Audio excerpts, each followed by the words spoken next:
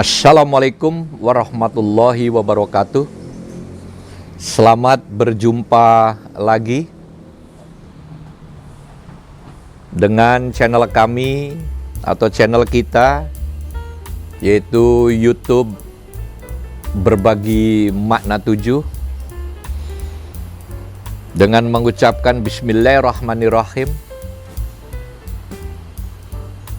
Untuk kali ini, materi atau judul yang akan kami sampaikan untuk mari kita berbagi bersama untuk memaknai, yaitu suatu hal yang sangat penting dalam kehidupan keberagamaan kita, yang kami beri judul dalam konteks pengkajian Islam ini, yaitu lapisan ibadah. Sebetulnya pemaparan kami di judul-judul terdahulu sudah pernah kami sampaikan mengenai lapisan ibadah ini. Tetapi kami merasa perlu untuk mengulanginya supaya lebih mendalam dan lebih mudah difahami. Karena lapisan ibadah ini adalah suatu hal yang sangat penting, sehingga kita dalam melakukan kegiatan ibadah mendapatkan ridho dari Allah Subhanahu wa Ta'ala. Secara struktural dan sistematis, itu lapisan ibadah itu bisa kami sampaikan sebagai berikut. Ini judulnya adalah lapisan ibadah.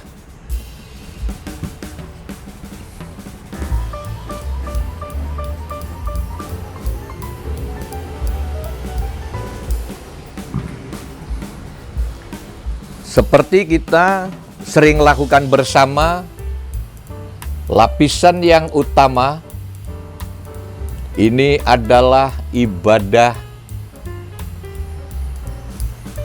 ritual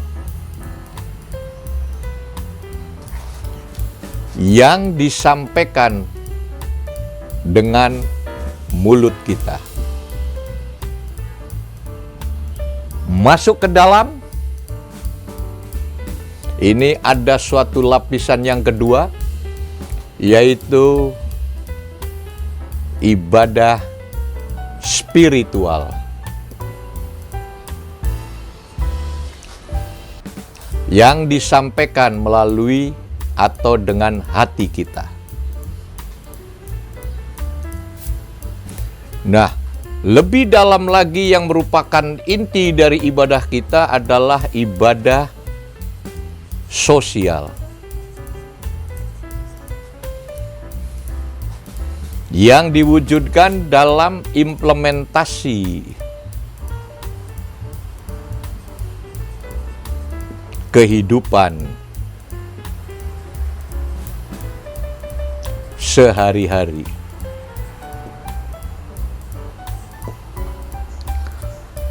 Nah, dari struktur lapisan ibadah yang kami sampaikan secara sistematis ini, bisa kami jelaskan ibadah ritual melalui mulut. Sebagai contoh, kita ketika melakukan kegiatan sholat, itu diawali oleh takbiratul ihram. Apa itu takbiratul ihram? Yaitu takbir yang haram. Kenapa disebut takbir yang haram? Ketika kita takbir, tidak boleh menyebut yang lain-lain kecuali, artinya haram untuk menyebut yang lain kecuali menyebut kebesaran Allah dengan ucapan Allahu Akbar. Apa itu artinya Allahu Akbar? Yaitu Allah Maha Besar. Tidak ada yang lebih besar kebesarannya yang bisa menandingi kebesaran Allah Subhanahu wa Ta'ala. Oleh karena itu, kita bertakbiratul ihram itu maknanya adalah takbir yang haram, yaitu takbir yang haram untuk membesarkan yang lain, kecuali membesarkan sebuah pengakuan bahwa tidak ada yang maha besar kecuali Allah Subhanahu wa Ta'ala. Ini ibadah ritual, contohnya yang disampaikan melalui mulut. Nah, dari kata Allahu Akbar ini, ketika kita perdalam ke dalam hati kita, makna Allahu Akbar yang tadi secara mulut ritual artinya Allah Maha Besar, maka kita ketika menerjemahkannya dengan hati kita secara spiritual, bahwa aku maha kecil. Kenapa kita harus mengakui bahwa kita maha kecil? Yang pertama, dari para ilmuwan, terutama para astronom, itu mengatakan seandainya alam semesta yang ada di jagat raya ini adalah sebesar komplek perumahan ini, maka perbandingan planet bumi yang kita huni itu hanya sebutir debu yang ada di lantai ini. Dan kita, makhluk yang ada di bumi ini, termasuk manusia, adalah penghuninya butiran debu yang sangat kecil. Oleh karena itu, secara spiritual, dengan hati, kita harus mengakui bahwa kita maha kecil. Selanjutnya, lebih mendalam lagi, yaitu ibadah sosial. Karena kita mengakui hanya Allah yang maha besar dan kita maha kecil, maka secara ibadah sosialnya yang diwujudkan dalam implementasi kehidupan sehari-hari, antara lain, kita haram hukumnya untuk bersikap sombong atau arogan.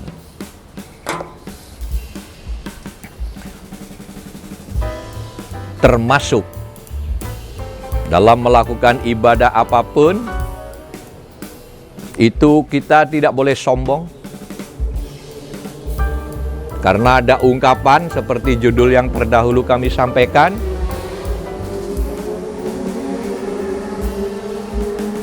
bahwa jerit tangisnya seorang pendosa yang bertaubat nasuha itu jauh lebih mulia ketimbang zikir dan wiridnya seorang ulama yang sombong. Karena di mata Allah, sikap sombong itu adalah sikap anak setan. Jadi Allah sangat membenci terhadap karakter-karakter yang sombong. Nah, inilah makna dari implementasi ibadah sosial. Yang kedua, selain kita juga tidak boleh sombong, kita ini karena sangat kecil, harus membangun kasih sayang sesama manusia, bahkan sesama makhluk yang ada di seluruh penjuru bumi ini. Hal lain mengenai ibadah sosial yang harus diwujudkan melalui implementasi, yaitu kita harus mempunyai kasih sayang yang tinggi terhadap sesama makhluk di seluruh penjuru bumi, terutama sesama manusia. Makanya di dalam surat Al-Ma'un itu adalah merupakan hardik yang sangat keras, yang bunyinya ara'aital ladzi yukadzibu biddin fadzalikal ladzi yad'ul yatim wa la yahuddu 'ala tu'amil miskin, dan seterusnya. itu adalah merupakan hardik dari Allah bahwa ibadah ritual dan spiritualmu itu sampah, tidak ada artinya apa-apa, dan sekaligus kalian adalah pendusta agamaku kalau tidak peduli terhadap fakir miskin dan anak yatim. Makanya di situ kalimatnya ara'aitalladzi yukadzibu biddin. Biddin itu pendusta agama. Dan itu merupakan surat yang sekaligus hardik dari Allah Subhanahu wa taala. Di daerah ada suatu pesan dari wali, yaitu dari Sunan Gunung Jati, yang mengatakan, aku titip tajuk lan wong miskin. Aku menitipkan langgar-langgar dan orang miskin. Itunya artinya apa? Bahwa mari kita berantas kemiskinan dengan nilai-nilai Islami. Jadi bukan berarti bahwa mari kita bikin tajuk sebanyak mungkin, terus orang miskinnya disayangi tapi dibiarkan untuk terus-terusan miskin. Kanjeng Sunan Gunung Jati adalah salah satu wali yang cerdas, yang statement-statementnya sangat filosofis dan mempunyai makna yang tinggi. Bahwa makna dari aku titip tajuk lan wong miskin tidak lain dan tidak bukan artinya bahwa berantas kemiskinan dengan nilai-nilai tajuk, artinya dengan nilai-nilai Islami. Nah, naik lagi sebelum ibadah sosial, yaitu ibadah spiritual. Kanjeng Nabi Muhammad SAW ketika melakukan tahanus menyendiri di dalam gua Hiro yang sepi, disitulah turun wahyu pertama. Judul terdahulu kami telah menyampaikan mengenai wahyu utama dan pertama. Dan dengan demikian kita bisa menyimpulkan bahwa wahyu turun di sebuah keheningan. Tidak ada wahyu yang turun di sebuah keramaian seperti keramaian pasar. Nah, inilah perlunya melakukan ibadah spiritual seperti yang dicontohkan oleh Rasulullah Muhammad SAW, melakukan tahanus. Dalam bahasa Indonesianya mungkin adalah bersemedi di suasana yang hening dan khidmat. Turunlah wahyu yang pertama yang disampaikan oleh Jibril dengan ucapan Iqra bismi rabbikal ladzi khalaq, khalaqal insana min 'alaq. Bacalah dan pahamilah bahwa ada di alam semesta ini yang bernama Khalik, yaitu Sang Maha Pencipta. Nah, ke atas lagi sebelumnya yaitu ibadah ritual. Ini juga perlu karena apa? Karena ini adalah suatu bukti dari umat Islam atau umat beragama untuk melakukan suatu ibadah ritual yang disampaikan melalui mulut dan gerakan badan tertentu, yang itu merupakan bukti bahwa seluruh anggota badan kita itu harus tunduk terhadap hukum Allah, yang itu maknanya adalah bertasbih terhadap Sang Khalik, yaitu Allah Subhanahu wa taala. Jadi saya tegaskan sekali lagi biar gamblang bahwa lapisan ibadah itu yang pertama adalah ibadah ritual yang disampaikan melalui mulut, Allahu Akbar misalnya. Dan ketika disampaikan melalui hati, artinya aku maha kecil. Ketika dengan mulut Allah maha besar, terjemahan dalam hatinya aku maha kecil. Karena pengakuan di dalam hati bahwa aku adalah maha kecil, maka di dalam implementasinya merupakan ibadah sosial, yaitu janganlah pernah sombong terhadap sesama manusia, dan bangunlah cinta, kasih, dan sayang terhadap sesama manusia. Saudara-saudara sekalian, kenapa lapisan ibadah ini kami menganggap perlu untuk mengangkatnya? Karena jangan sampai peribadatan kita dalam beragama Islam khususnya habis waktunya hanya melakukan ibadah-ibadah ritual. Tetapi kita tidak pernah atau jarang melakukan ibadah melalui hati yang dilakukan secara spiritual. Contoh, bahwa berdoalah di sepertiga sisa malam setiap hari. Di situ ibadah ritualnya melakukan sholat tahajud dan witir misalnya. Nah, ibadah spiritualnya adalah bersimpuh di hadapan Allah Subhanahu wa Ta'ala untuk berkomunikasi langsung yang sifatnya adalah permohonan doa dan lain sebagainya, yang tidak ada lain agar kita menjadi umat manusia yang mendapatkan ridho dari Allah Subhanahu wa Ta'ala.